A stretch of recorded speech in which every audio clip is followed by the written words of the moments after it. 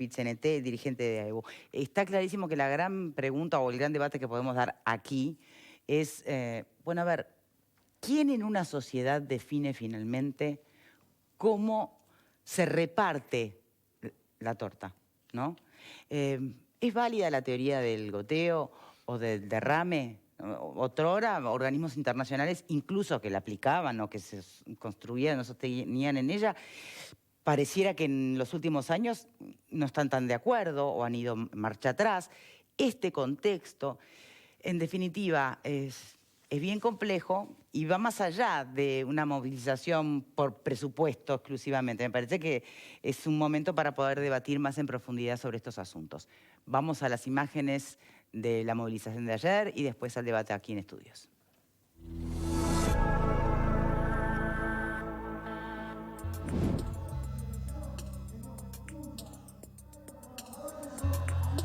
No debe haber recortes salariales, no se debe afectar la vida de la gente y mucho menos llevar a nuestros compañeros a una circunstancia dolorosa, porque está claro que si bajan los salarios de los privados y también bajan los salarios de los públicos, lo que va a pasar con los jubilados es que va a caer su poder de compra. Y si cae el poder de compra de los jubilados, de los trabajadores privados y públicos, naturalmente que se va a ver afectado el almacenero, el que tiene un puesto, el que tiene una pequeña farmacia. Si habrá que luchar, si habrá que meditar, si habrá que pensar. El gobierno está a tiempo de resolver este problema. Tiene algunos días todavía para enviar un mensaje complementario, que no recorte educación, que no recorte viviendas, que no recorten salud, que no recorten el salario.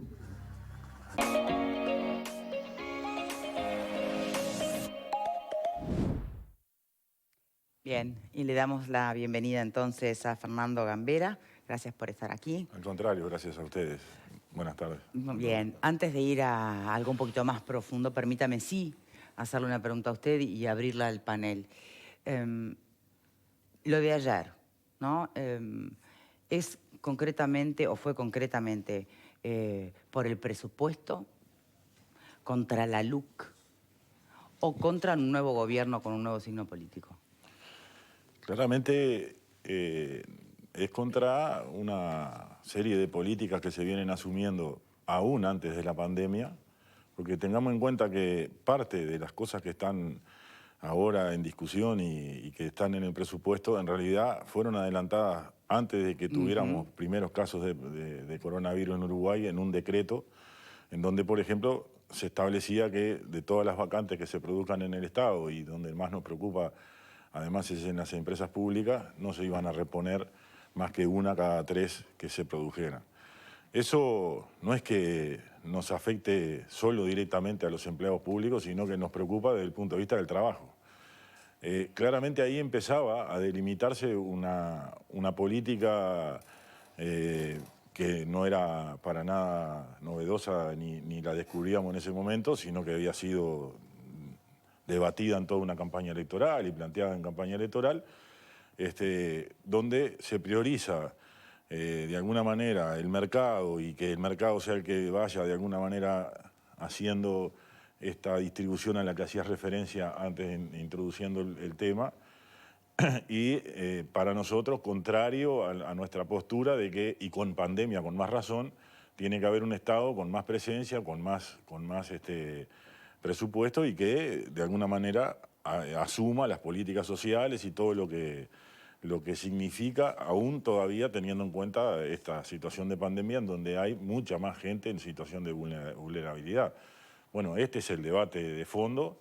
Obviamente el presupuesto es ahora la punta del iceberg porque es lo que está en discusión en el Parlamento, por eso es que se pide que haya mensaje complementario, pero créanme, el debate va mucho más allá porque de alguna manera todo esto que se está sustanciando en el país, nosotros nos vamos convenciendo de que nos lleva hacia un país peor y que seguramente a lo que hemos ya tenido que vivir en el 2020, prevemos que tengamos un año aún peor en el 2021, ¿no? Y bueno, este es la preocupación de fondo. Esto es un poco lo que estuvo planteado por los compañeros que les tocó hablar ayer, ¿no? Bien. Arranquemos. Marguerite.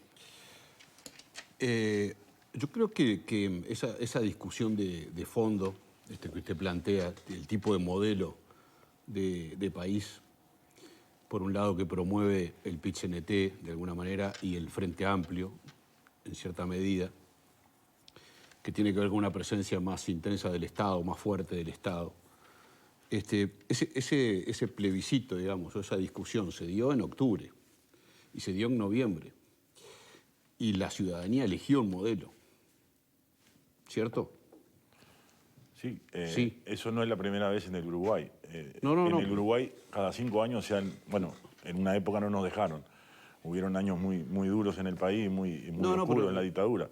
Pero mientras hubo democracia, y en la democracia sí, eso estuvo, pero también en todas las sociedades existe lo que se llama la solución de conflictos, ¿no? Y entonces, bueno, no, pero déjeme ¿qué terminar dice el la Frente pregunta. Amplio? Yo no sé. Yo sé lo que dice el PIT-CNT, y el PIT-CNT lo que dice es, debería haber una facilitación del gobierno de que la sociedad en su conjunto tenga la posibilidad de buscar soluciones paliativas a la situación que nos está tocando vivir. Y no las hay. No hay esa posibilidad, más allá de la legitimidad del gobierno que nadie pone en Claro, discusión. déjeme terminar la pregunta. Perdón, porque, era... No, porque no es una precisión menor. Se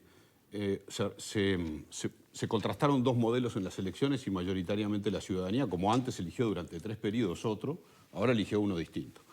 Ese modelo que ganó y que la mayoría de la ciudadanía pretende, viene de la mano de un presupuesto preanunciado, además, porque siempre se dijo lo que se iba a hacer, de una ley de urgente consideración preanunciada, porque siempre se dijo lo que iba a hacer, y esas son las posiciones que obtuvieron un respaldo mayoritario del electorado. Es decir, son sin quitarle trascendencia ni el derecho a reivindicar del otro modelo, de la otra parte, para tratar de torcer cierta realidad. Lo cierto es que, de alguna manera, el PIT-CNT está promoviendo acciones en contra de la voluntad mayoritaria de la ciudadanía, porque ustedes entienden que el modelo debería ser otro. ¿Sí? ¿Hasta ahí estamos bien o no? Eso habría que comprobarlo. Si nosotros logramos las 700.000 firmas, sabremos en un plebiscito si esa mayoría es la que piensa tal cual lo que se estampó en la LUC por parte del gobierno o no. Eso, hasta no tener esa instancia, no lo vamos a ver y no está laudado. Porque, lo que pasa es que eso es creer poco en la democracia, porque usted me hace acordar a las discusiones sobre la ley de caducidad.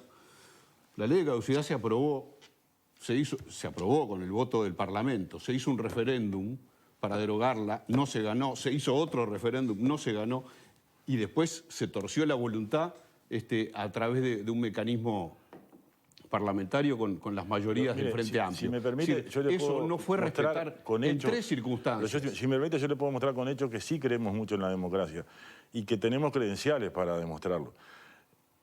Este país vivió, para no hablar de épocas demasiado lejanas para la juventud de hoy, la dictadura, lo que la clase trabajadora en ese momento dio de sí para defender la democracia, lo que dio de sí mi generación para salir a la democracia, para venir más acá, en el 2002, que no fue solo que se fundieron 4 bancos, se cayó el país entero, Y no faltaron voces que dijeron que había que voltear la institucionalidad y sacar al presidente Valle. No faltaron voces. La voz más fuerte que defendió la institucionalidad y que dijo, aquí se sale con institucionalidad, cuidando a la gente, cuidando al país para que la democracia decida después cómo seguirá el camino de este país, fue el movimiento sindical. Fue el movimiento sindical el que dijo, acá hay que ir a una gran concertación para generar los consensos necesarios y el pacto social que nos permita salir de aquel momento en el que nos llevaron gente que hoy se repite en el gobierno, además, eso lo recuerdo al pasar. Pero nadie en aquel momento se le ocurrió decir que nosotros éramos o proclives o cercanos o ni siquiera coincidiéramos ideológicamente con Achugarri. Sin embargo, con Achugarri se hizo un trabajo como pocas veces se ha visto en políticas de Estado en este país, para salir con el movimiento sindical siendo un protagonista en ese sentido. Yo creo que tenemos credenciales de sobra para que se nos crea que nosotros creemos en la democracia Y parte, no solo que creemos en la democracia, sino que la queremos profundizar, es que la protesta social y lo que ayer pasó aquí en el Uruguay y lo que va a seguir pasando, es que la gente va a seguir reclamando que no fue lo que le dijeron en la campaña electoral.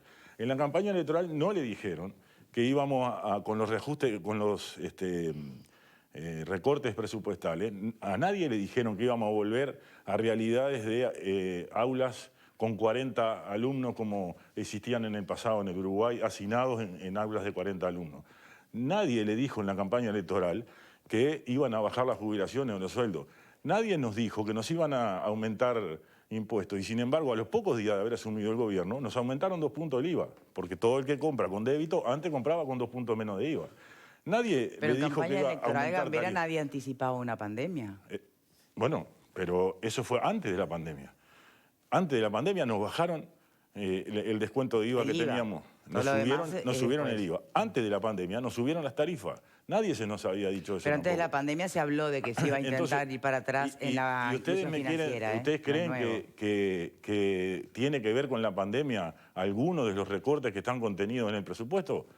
Todavía nadie lo ha demostrado. ¿Por qué los recortes son solo en educación, o la mayor parte, casi que la tercera parte, en educación, en salud y en políticas sociales? Eso tiene que ver con la pandemia. En todo caso, tiene que ver con todo lo contrario. Tendría que ser al revés. Sin embargo, no se recorta en defensa, sí se recorta en lo que es más necesario en la pandemia. Entonces, en todo caso, la pandemia hace más fuerte lo que yo estoy diciendo. La gente va a ir demostrando, creyendo en la democracia, y que puede quejarse de lo que no le dijeron que iban a hacer y sí están haciendo. Este es el debate que hay. También hay un debate en cuanto a las miradas. Se insiste desde una orilla en la palabra recortes y se insiste desde el oficialismo en palabras como ahorros. Es verdad. ¿No? O sea, entonces ya también es un escenario distinto. ¿Cómo la ves vos, Vero? Bueno, yo creo que hay un presupuesto antes de la pandemia y un presupuesto después, ¿no? Realmente este presupuesto a mí me genera dudas respecto a la cintura que puede tener para enfrentar determinadas situaciones que tienen que ver con la educación, porque no solamente preocupa que sean 40, sino 40 en un contexto del próximo año de pandemia, donde en realidad estamos hablando de la necesidad de que vayan a la escuela y al liceo todos los días, todos, y de duplicar las horas docentes y duplicar los locales. No veo cómo eso se puede hacer en este presupuesto sin perjudicar otros sectores neurálgicos de la educación. ¿O es que la educación realmente tenía mucho dinero y lo estaba dilapidando? Eso francamente no me queda claro. Las personas que en este momento son miles que están pasando al sistema de ACE, que van a necesitar también tener un presupuesto más reforzado. Y muchas otras situaciones como las del Ministerio de Desarrollo Social, que no ve incrementado su presupuesto y que lo que se nos dice es que la mala gestión de los recursos asistimos a recursos bastante gastados sin demasiado criterio, ¿no? Por eso a mí me queda la duda si va a alcanzar, si tan mala fue la gestión. Si el ahorro-gestión va a alcanzar para... Si dilapidó tanto dinero que pueda alcanzar para poder contemplar eso. Bien. No veo un plan B al respecto que no implique, bueno, el acceso a créditos, que en definitiva también es lo que se está pidiendo desde determinados sectores. Bien, Ale. Bueno, al pasar me veo la obligación de decir que incluso, aunque no hubiese la circunstancia de la pandemia, que creo que hace bien Victoria en recordar que es un actor que juega un rol fundamental, no en Uruguay, en el planeta, y aunque, incluso contradiciendo lo que dice nuestro invitado, aunque el gobierno estuviese haciendo exactamente, con puntos y comas incluidas, lo mismo que prometió en campaña electoral, eso jamás, nunca, en las democracias libres puede, desde ninguna circunstancia y bajo ninguna perspectiva, impedir que los colectivos se manifiesten en una u en otra dirección. Del mismo modo, lo digo yo, cuando sale COFE a la cancha, a la calle, y del mismo modo lo dijimos algunos cuando años atrás salían los autoconvocados primero y por un solo Uruguay después. Y alguien podría decir, pero la gente decidió que es lo que usted pide. No, bueno, los ciudadanos tienen derecho a organizarse y a salir a la calle. Esto forma parte de la mejor tradición democrática y republicana del Uruguay, y querer sustituir ese hecho, pensemos lo que ha ocurrido históricamente en Chile, simplemente porque hay un gobierno electo, uno se pone en contra de la democracia cuando quiere romper las instituciones. Después, protestar, manifestar sus ideas, estén más cerca, más acertadas de lo que pensamos nosotros, forma parte del libre juego democrático y eso hay que reivindicarlo y bien caro nos costó cuando lo perdimos. No obstante ello, hay un asunto que dice el presidente del PCNT con el que yo tengo un matiz, cuando él dice que es verdad que desde una perspectiva, si vos lográs que las personas o provocás que las personas tengan menos salario, públicos y privados, y por ende también los jubilados, porque acá desde la reforma constitucional del 89 una cosa está atada a la otra, ¿no es cierto? De alguna manera lográs que haya menos movilidad económica y esto lo sufren las pequeñas y medianas empresas en Uruguay, que además forman parte de la inmensa mayoría de las empresas del Uruguay. Es verdad, esa es una mirada, pero también hay otra mirada y es, si el Estado logra disminuir lo que tiene que pagar por concepto de salarios públicos y jubilaciones, va a ayudar desde la perspectiva del gobierno a reducir su déficit fiscal. Es decir, va a pagar menos, va a necesitar menos dinero. Y esa, desde la perspectiva económica, a mí me llama la atención que este es un asunto que no lo veo tanto arriba de la mesa, ni por unos, los que no les gusta, ni por otros, los que le defienden, que es un hecho que el gobierno está buscando. Necesita pagar menos salarios y necesita pagar menos jubilaciones para batir el déficit fiscal. Después la discusión es otra, si eso te parece bien o si eso te parece mal. Pero es un asunto que me parece que es muy importante y que deberíamos observarlo arriba de la mesa con nitidez. Alfredo. 3 cosas. Lo primero, lo que tú planteaste de la teoría del derrame. Sí, o goteo. Sí. O goteo. Históricamente se demostró de que vos crecés y la verdad que de derrame muchas veces hay poco si no hay políticas activas del Estado. Sí, el tema de la distribución de la riqueza. La distribución. ¿No? O sea que esa teoría, claro, esa teoría de que hay que crecer la economía, que después naturalmente el dios mercado va a derramar, ha demostrado que realmente derrama para algunos. A alguna gran mayoría derrama muy poquito. O sea que en esa yo no la compro. La segunda. Marguerite, lamento, estoy de acuerdo con Camino, las elecciones está bárbaro, ganaron un modelo, todo fenómeno, pero antes estaban las gremiales agropecuarias, las cámaras empresariales protestando porque, y nadie les dijo, no, ustedes no tienen derecho porque ganó un modelo que no es el de ustedes. No, nadie niega quién ganó el gobierno, pero de ahí a que decir, aguántense, no pueden decir nada por 5 años porque ganó otro modelo, no, así no funciona. Funciona de otra manera. Cada uno puede expresar lo que se le cante y me parece bárbaro. Yo no dije eso. Pero por las dudas lo aclaro, porque parece que fuera ganó un modelo y la mayoría definió un modelo, todos los demás no tienen derecho a pataleo. Ahora voy con Derecho al contigo, pataleo tiene todo el mundo, como tuvo antes los que no estaban de acuerdo con los modelos de gobierno del Frente Amplio. El otro tema que a mí yo realmente defiendo, yo creo que sí, más Estado. Tiene que haber muchísimo más Estado y más en pandemia. ¿Tá? Pero, ¿para quién? La intervención del Estado, ¿para quién? Y a mí, que me perdonen los compañeros funcionarios públicos, me parece que ellos la pandemia la han sufrido poco, desde el punto de vista económico. Los que han sufrido el término de la miseria de la pandemia, fundamentalmente es los cuentapropistas, los monotributistas, que no han tenido posibilidad de ganar un mango, que son las 100.000 personas que están comiendo en ollas populares en Montevideo. Entonces, y los funcionarios públicos, ya sé que a nadie le gusta perder salario, ¿viste? El órgano más sensible del ser humano es el bolsillo. Yo estoy de acuerdo con eso, pero pidamos que el Estado intervenga, pero sobre todo en esta situación puntual, para apoyar a los que realmente están complicados. Y el verso de que los jubilados, no sé qué, sí, hay un sector de jubilados que gana muy poco, pero hay un gran sector de jubilados que gana muy bien. Entonces, yo no veo mal en que se restrinjan determinados aumentos para canalizar esos fondos para los que realmente hoy están perjudicados, que son realmente muchos y muy humildes. Y no los 5.000 que estaban allí. Eso es lo que estás planteando de alguna manera, que tienen el trabajo asegurado, por ejemplo. Martín Pereira dijo que eran 5.000 y otros dijeron que eran 10.000. No importa, 7.500. Me parece que el tema es... ninguno de esos sufrió seguro de paro, ni sufrió descuento. Entonces, si pierden un porcentaje y ese dinero va y se dirige... Porque el tema es que se dirija correctamente, ¿no? Que el gobierno lo use para auxiliar a los que realmente tienen problema hoy, yo no lo vería mal. Si me permite, yo sé que eso amerita directamente respuesta de nuestro invitado, pero antes tiene derecho a réplica Marguerite. No, simplemente porque dice que no tienen derecho a protestar. Yo aclaré, y además sería necio si no dijera eso, el derecho a protestar, a pataleo, a protestar, a movilizarse, a reclamar, lo tiene cualquiera en cualquier situación. No, eso es el libre juego de la democracia.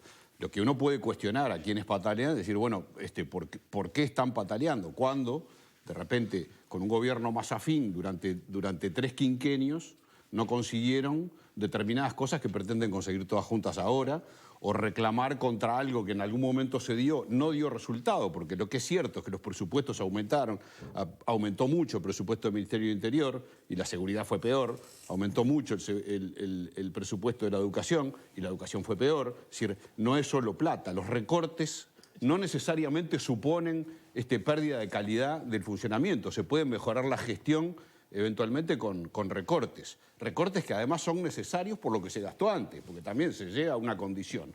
Cuando se dice por parte de Alfredo García, yo soy partidario de más Estado, ¿de dónde, con qué plata va a funcionar el Estado si no se apuntala a un sector privado que es el que la genera?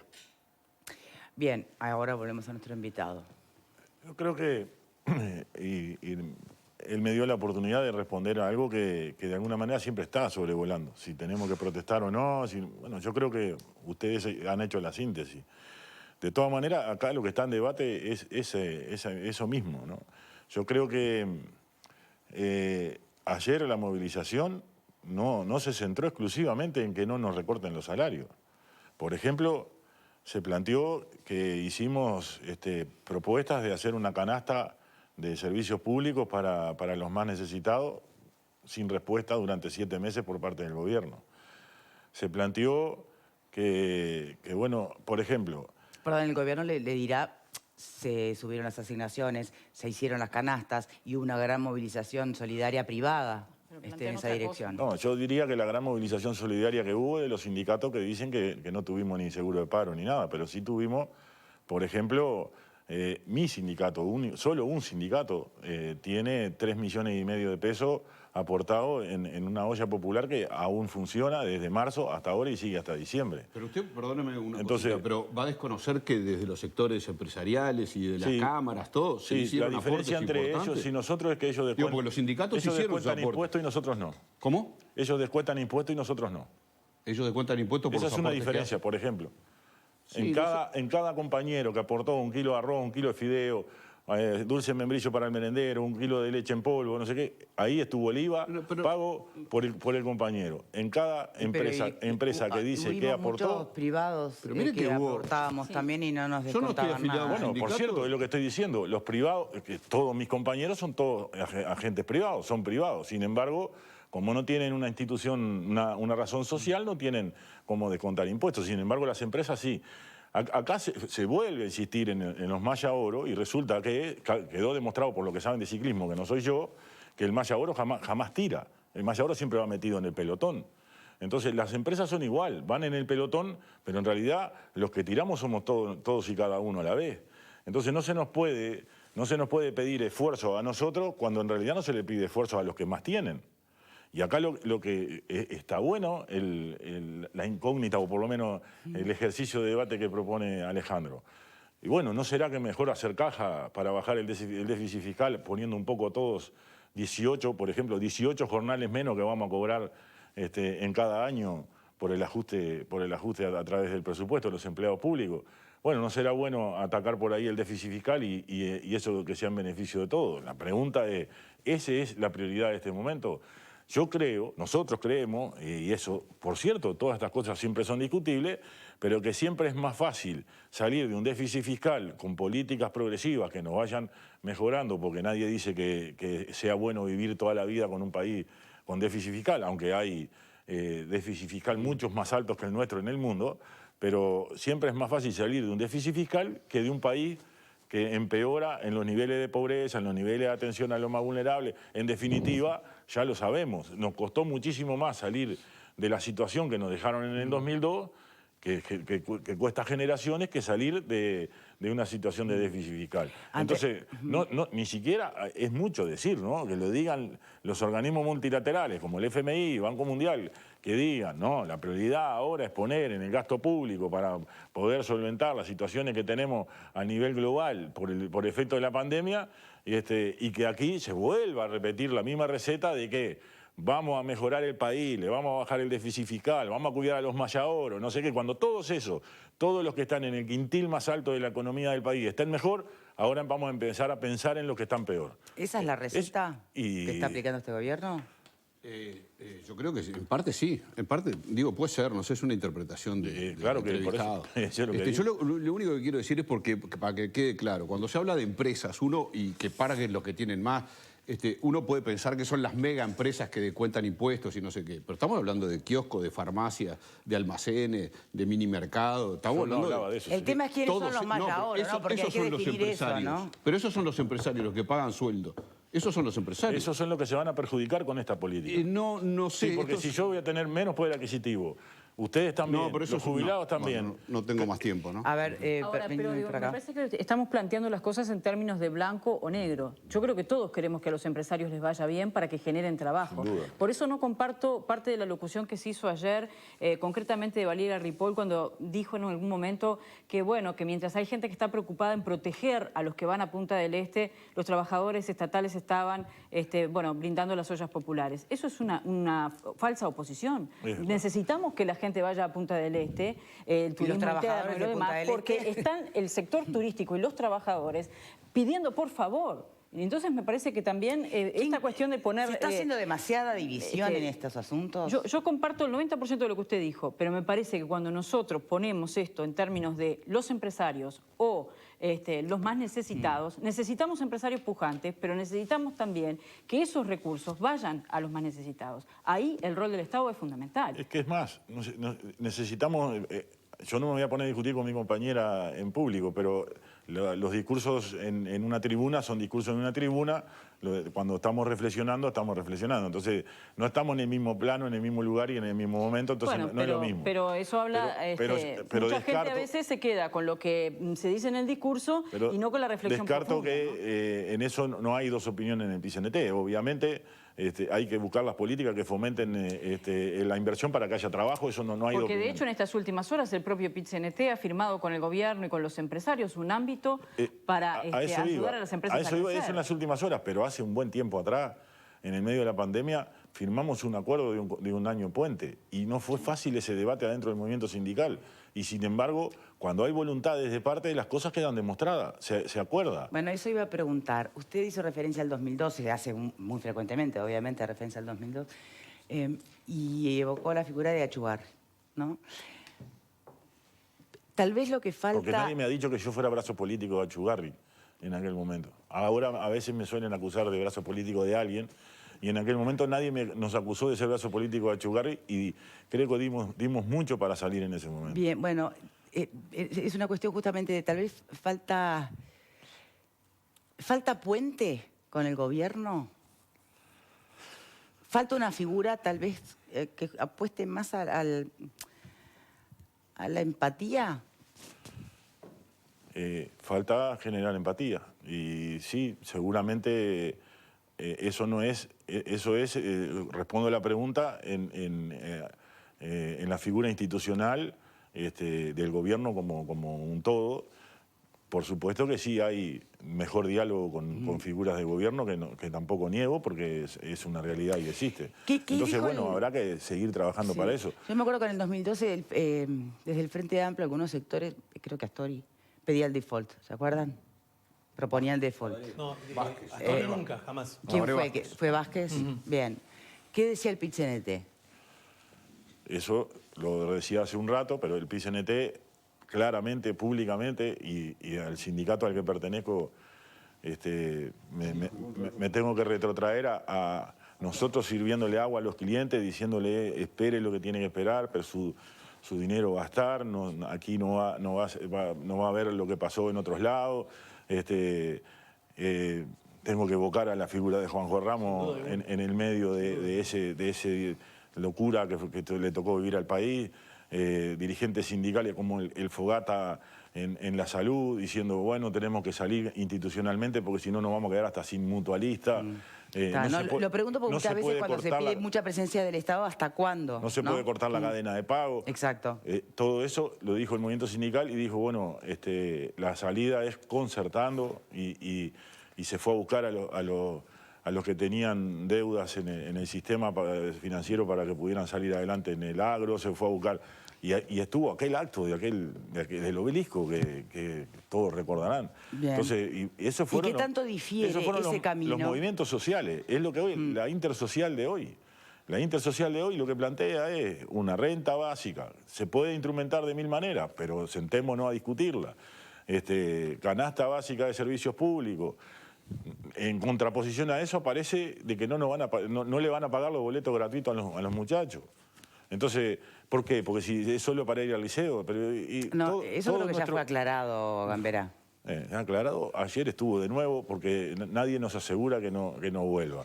Y le van a sacar a los chiquilines los profesores especiales. Que el sector privado de la educación tiene la posibilidad de tener todas cuestiones que alimentan el alma y al desarrollo de los chiquilines, y el sector público, porque estamos con déficit fiscal, no lo va a tener.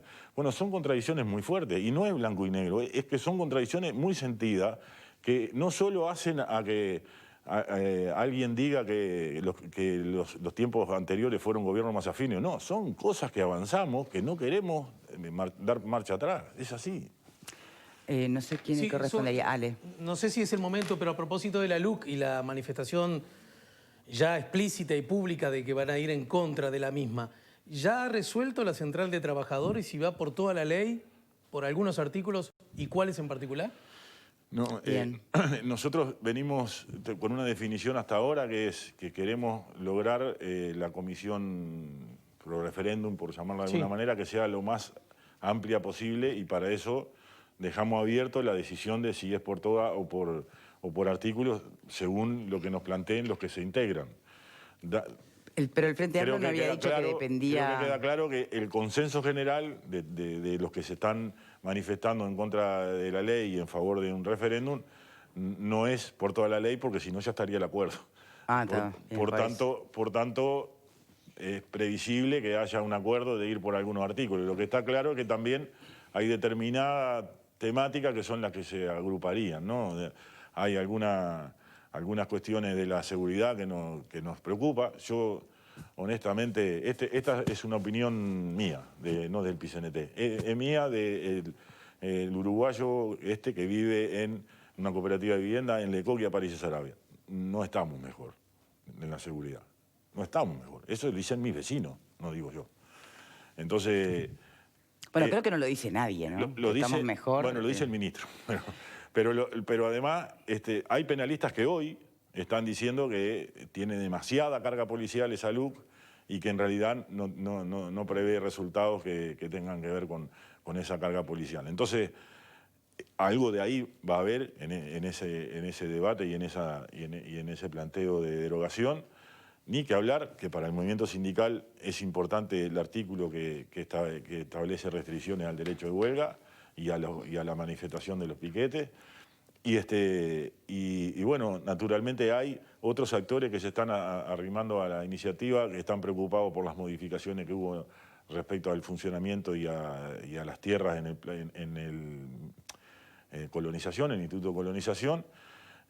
A nosotros particularmente nos sigue preocupando las derogaciones que se hizo de los artículos de la Ley de Inclusión Financiera. Yo he escuchado debates sobre si son demasiado duras o no, si falta dar sentencias más fuertes a los delitos de narco, como ha pasado en estos días, ¿no? Y como se discute en varios casos. He escuchado al fiscal decir la clave es seguir la ruta del dinero narco. ¿Y cómo vamos a seguir la ruta del dinero narco si derogamos todo lo que eran los controles y uno puede ir con una valija de $100.000 y hacer cualquier negocio? Eso es lo que contiene la LUC en la derogación de la inclusión financiera. Ya tenemos casos de compañeros que no se respeta su voluntad de cómo quiere cobrar el sueldo. Porque la ley de inclusión financiera decía que era obligación del empleador pagarle el sueldo por el medio que el trabajador dijera, y ahora... ya tenemos casos de compañeros que nos cuentan que obviamente se hace lo que se sabía que iba a pasar. No se hace por acuerdo de parte, sino que se hace lo que el empleador quiere y le conviene según la institución financiera con la que trabaja. Bueno, también esos son temas que vamos a plantear en el referéndum contra la LUC. Y bueno, son las temáticas más fuertes que de memoria estoy ahora tratando de contestar tu pregunta. Y no es un riesgo muy grande, como hay gente que ha manifestado precisamente, porque vos no podés, por más lejos que te sientas del gobierno, vos no podés hacer un referéndum, estoy grosereándolo, todos los años, ¿verdad? No. Por lo tanto, cito, creo textual la frase del senador Vergara, vos tenés una o dos balas. Nada indica, aunque uno pueda entender por qué para el PIT-CNT esta ley, la LUC, es mala en líneas generales, nada indica que no pueda haber incluso cosas desde esa misma mirada, peores incluso, que pueden incluso ganar más entusiasmo en un público opositor. ¿No crees que ese es un riesgo demasiado alto y que una vez que no se concrete potencialmente el objetivo puede implicar un viento en la camiseta al gobierno que después ya casi sería imparable? Estrategia, ¿no? Es tan así, como de alguna manera vos mismo lo decías grosereando, pero es tan así que al movimiento sindical le llevó 2 meses y pico el debate de la decisión. Y lo empezamos en julio y terminamos resolviendo a fines de septiembre. Claramente hubieron fundamentos hacia los dos lados, claramente hubieron un debate que fue fructífero, pero que fue convenciendo de a pocos que es una lucha que tenemos que dar y que tenemos que tensar a la organización para eso. Bien. Habrá que ver después, según los resultados, los perjuicios. Pero bueno, en definitiva, el movimiento sindical y los movimientos sociales que están en la intersocial no están en ese sentido midiendo conveniencias según si se largan a la protesta o no, porque si lo hicieran así, no hubieran llegado nunca los chilenos a enterrar la Constitución de Pinochet el fin de semana pasado. Pasó eso el fin de semana pasado porque antes hubieron luchadores y luchadores y luchadores que arriesgaron, y a veces les fue bien y muchas veces les fue mal, tan mal que a muchos chiquilines, creo que como a 200 chiquilines de Chile, van a ver con un ojo menos toda su vida por culpa de las balas de goma de los carabineros. No midieron riesgo, pero pasó lo que pasó ahora el domingo pasado. Bien. Creo que son bocanadas de oxígeno para el continente entero. Alfredo, cuando el PIT-CNT dice hemos ido convenciendo sobre la conveniencia o la necesidad de un referéndum y demás, te lo pregunto por algunos mensajes que llegan acá. ¿Lo han ido haciendo forjando relatos siempre honestos o algunos falsos? Yo creo que, honestamente, tienen 8 meses para juntar las firmas. ¿Y después cuándo se hace el referéndum? Creo que tiene 120 días, bueno. O sea que va a ser un año por lo menos, un año largo. Previsiblemente. Que ya la LUC va a estar, muchos de los artículos va a estar en aplicación. ¿Ustedes creen realmente? A mí me parece que en esto el movimiento sindical está viviendo en la burbuja de la calle Jackson. ¿Ustedes creen realmente que a la gente, hoy, en la situación que la mayoría de la gente también en una situación súper compleja económicamente, le quita el sueño el tema LUC? La mayoría de la gente yo creo que ni sabe lo que es LUC, lo que significa LUC. Me parece que están viviendo una cuestión de... Se dan manija entre ustedes y llegar a un referéndum que en realidad la prioridad hoy de los más embromados, la mayoría trabajadores, porque los más embromados en este momento son los trabajadores, pasa por otro lado. Me parece que encaminar fuerza y energía para eso, me parece que le están errando de una manera... Yo lo defino como gimnasia sindical que se retroalimentan entre ustedes, pero que la mayoría de las personas no lo sienten el tema como real. Que no la situación económica, la LUC no es un problema, no lo ven como un problema, no lo visualizan. Probablemente, bueno, primero que no es solo en la calle Jackson, sino que hay una intersocial que abarca muchísima más gente, ¿no? Sí, pero el peso, mucho más organización. El peso pesado es bueno, sí, pero ONASPU también existe, sí. La FEU también existe, FUCAN también existe, y una cantidad de nuevos emergentes de organización juvenil, por ejemplo, que las que somos de la generación como la que pertenezco yo, a veces hasta nos cuesta visualizar, pero que existen. Existen una cantidad de muchachada que ha organizado la Soya, que ha organizado la Solidaridad, que hicieron de un 20 de mayo que pensamos que no íbamos a poder hacer nada, al 20 de mayo tal vez más visible de todos los años. Y todas esas margaritas que llenaron la ciudad y demás, eran una cantidad de gente joven, muy joven, que es la que está tomando la lucha. Mucha de esa juventud está enfrentada a la LUC porque siente que le están empeorando el país desde el punto de vista de su capacidad de Perdone que le expresión y interrumpa, pero demás. ¿esa juventud está enfrentada a la LUC, conociendo la LUC, o está enfrentada porque tiene que resistir? Porque No. desayuna, resistiré. Porque por lo que yo he visto, sienten que Porque tiene una causa, digamos, que de le vida, ¿no? que le están quitando libertad en este país. Eso es lo que por lo menos veo que transmiten, que hacen sentir. Entonces, puede ser que la mayoría de la gente esté por fuera, pero no sería la primera vez, además, que el movimiento sindical y los movimientos sociales colocan debates en la sociedad que de repente la mayoría silenciosa, si la quieren llamar de alguna manera, no está sintiendo como prioridad. Ahora, no dejamos de atender ninguna prioridad, ¿no? Las luchas están ahí, se están viendo además cuáles son las prioridades, porque fue de lo que empezamos hablando en este programa, y porque además hasta el día de hoy hay una gran parte del movimiento sindical manteniendo olla solidaria, manteniendo todo lo que tiene que ver con una realidad que está marcada por lo que ustedes hablaban en la primera parte del programa, ¿no? Que lejos de estar saliendo de una situación de pandemia, parece que estamos en el peor momento de la cresta. Bueno, eso también marca, ¿no? Bien.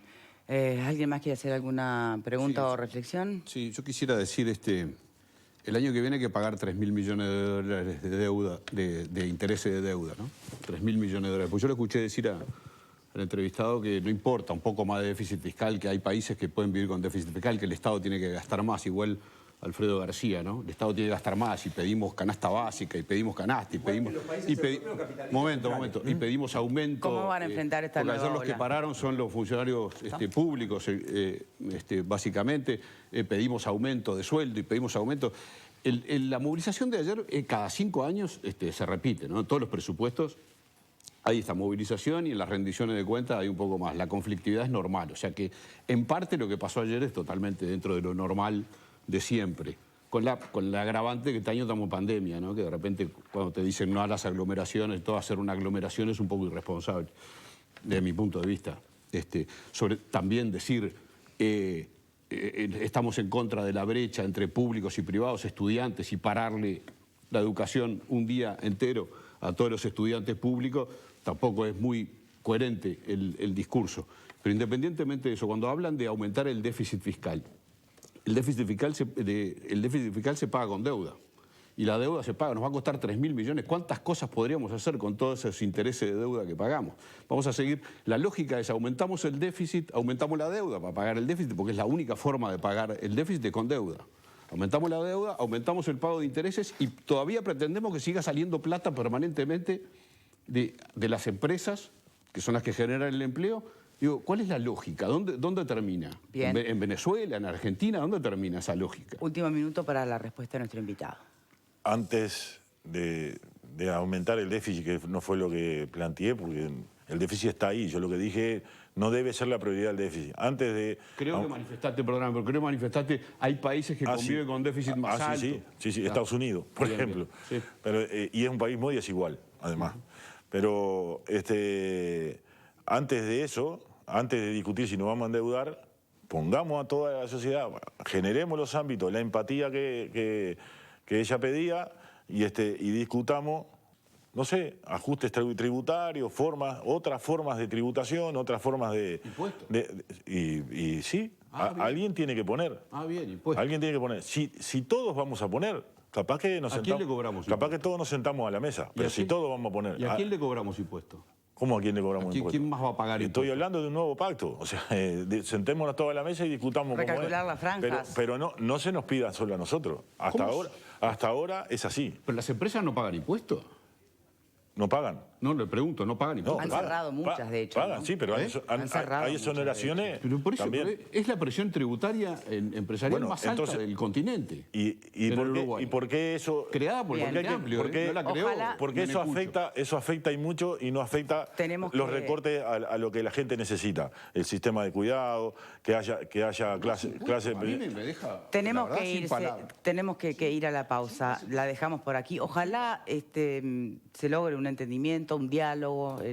Dudo mucho que además exista un país que tenga una receta, sobre todo cuando el COVID va y viene como tiene ganas, y los recursos que se suministran un día, mañana van a faltar y viceversa.